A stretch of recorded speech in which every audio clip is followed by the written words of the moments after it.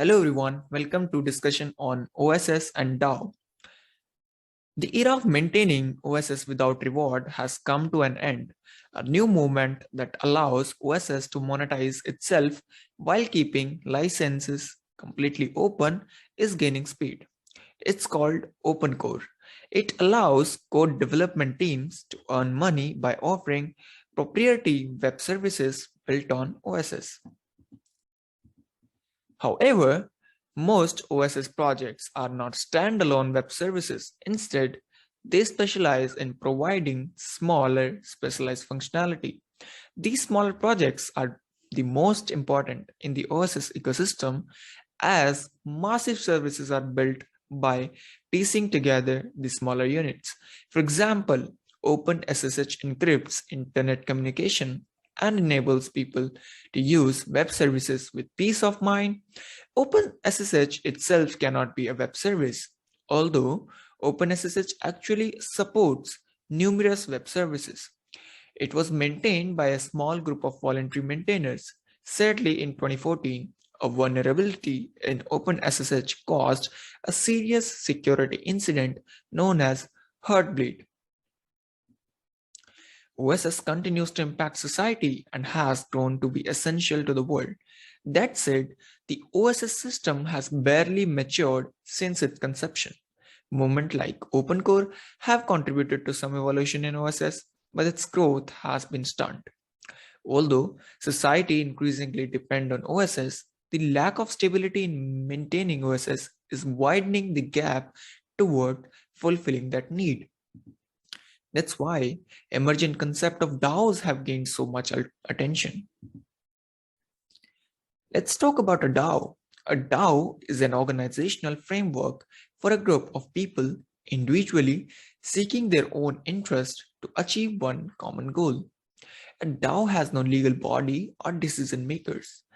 All it has instead is one overarching objective and a program incentive mechanism. Let's compare DAO with companies to better understand.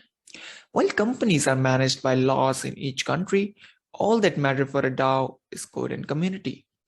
A DAO is an autonomous community, not a legal organization. Companies hire the employees, but DAOs only have contributions. Users build a relationship with DAO by contributing to it in their preferred area and timing. Companies have incentives like salary and stock options, whereas DAOs have tokens. Most DAOs have their own tokens. While the working style of companies is based on contract, DAOs allow more freedom. People can freely join DAO and they can leave whenever they want. You could say the structure of a DAO resembles that of an OSS project. However, one key difference between DAOs and OSS is the presence of an incentive mechanism. So far, incentives have not been incorporated into OSS. Therefore, many contributors joined voluntarily but eventually became exhausted. DApp protocol is a middleware protocol for various types of creators to build DAOs. It can also empower OSS projects to become DAOs.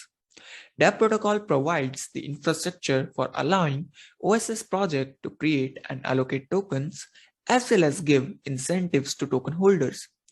By introducing DApp protocol, OSS projects can make their ownership more resilient, expand their community by giving incentives to the contributors, and ensure monetization outside of donation and sponsors. Imagine a world where DApp protocol helps turn OSS project into DAOs.